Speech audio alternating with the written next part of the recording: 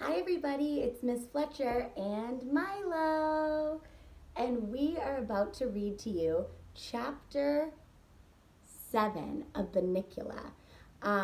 So I wanted to review a couple of things with you guys. Remember that when we were back at school reading chapter 6, Chester had a big problem with some homophones. Remember, homophones are words that sound the same but actually mean different things.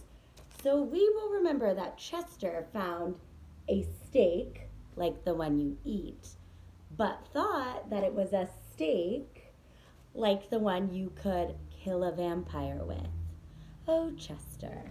So that's where we left off. Chester, out in the rain, kicked out by the Monroe family. Harold wondering why on earth they're hurting a poor little bunny, and Bunnicula still asleep. So let's check back in at chapter 7, A New Friend in Need. In the days that followed, Chester's behavior was exemplary. That means wonderful. He purred and cooed and cleaned his paws, and he rubbed up against everyone's legs to show what a good boy he was. I, Harold, don't forget, was getting worried.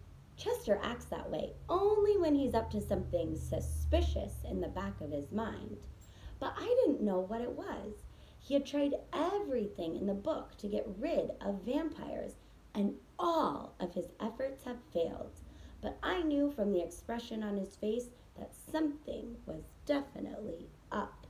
Of course, I didn't know for certain because he had not spoken to me since that whole steak incident. I guess he realized that my heart wasn't in the destruction of the bunny vampire. Ooh, I'm noticing that Harold's point of view is really changing about Bunnicula. Go back to me at the screen if you agree. In fact, I was beginning to like the little fellow.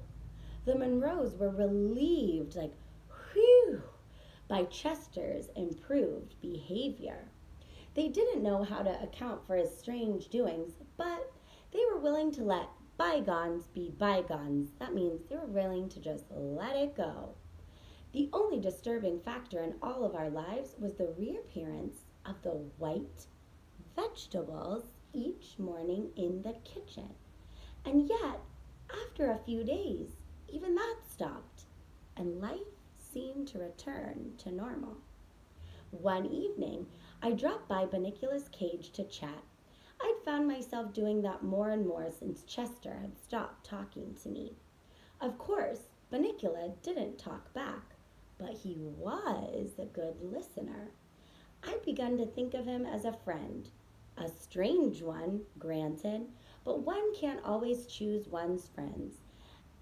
I was distressed this particular evening to see that he was dragging his ears, as it were. He looked tired and sick.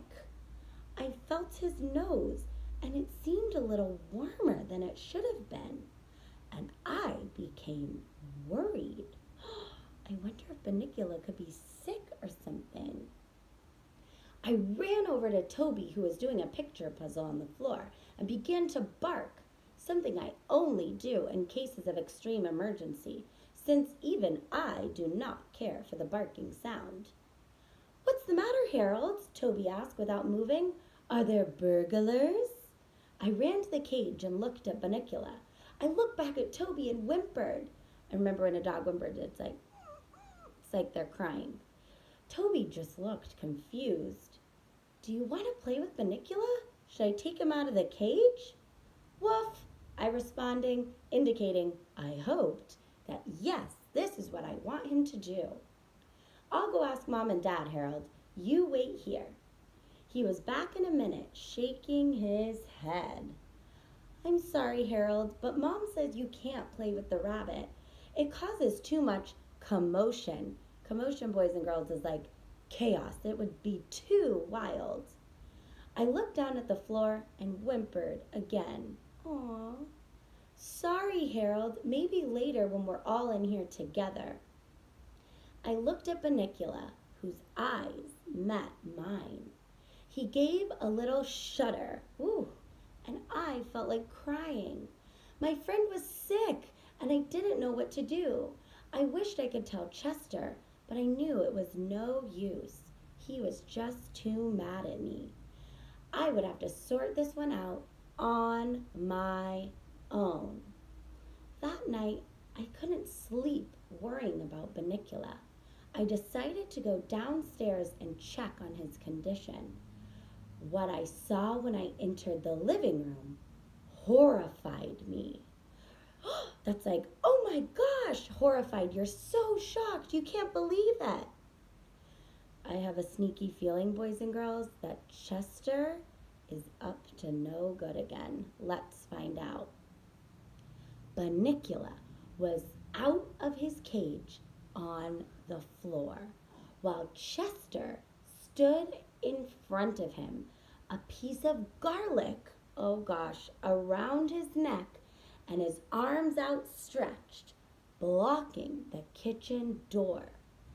Suddenly, it all fell into place. Chester was starving Bunnicula. He couldn't get enough food.